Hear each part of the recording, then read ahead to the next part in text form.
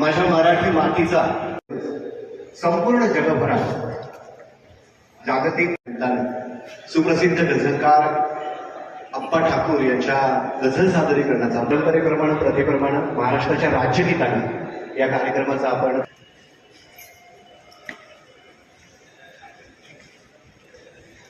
सर्वांनी कृपया राज्यगीताच्या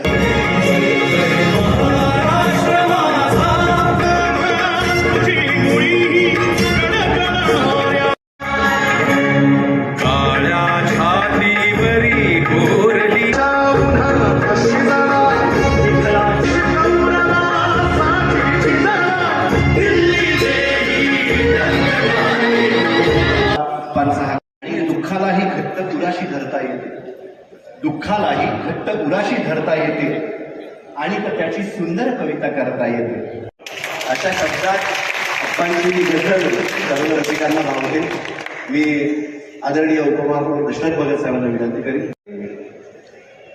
आपल्या सर्वांच्या सन्मानाची शाळा आहे, कारण की नवी मुंबईच्या नावावरती सर्वदूर जगभरात अप्पांच्या गझलने देणारी कितीतरी माणसं आपल्या सर्वांना ठाऊक आहेत.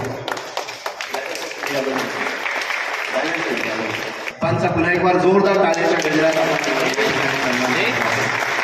महत्वाची गोष्ट आहे की महाराष्ट्रातले अनेक नामांकित पुरस्कार देऊन त्यांना सन्मानित केलेला आहे. मी उपमहापौर साहेबांना विनंती करेन की त्यांनी गझल मित्र असणारे आणि सर्वांचेच मित्र असणारे चेहऱ्याची चांगली ही रीत नाही, चेहऱ्याची चांगली ही अंतरीचे दुःख शोध पवित्र नाही, असं अंतरीचं दुःख न पहिला गझलकार म्हणून काहीला दोन गझलच्या निमित्तानं अप्पांच्या गझल सादरीकरणाला सुरुवात करण्यापूर्वी सर्वच मान्यवर स्थानापन्न होतील आणि उपमहापौर साहेब आयोजित मराठी भाषा दिन आणि या कार्यक्रमासाठी सन्माननीय आदरणीय उपस्थित अप्पा ठाकूरजी, प्रथमतः आपला मायेचा मातृत्वाचा एक अभिमानाचा दिन आहे. ज्या भाषेमध्ये सर्वच सूर आहेत, जे ध्वनीही असतात.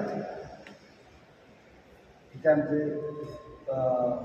प्रोफेसर मधुम सर आहेत, सर्वच विद्वान लोक आहेत. फार जास्त न बोलता मला एवढं समजतं की आपल्याला ज्या काही ध्वनी असतात आणि त्या ध्वनीला संकेत असले पाहिजे.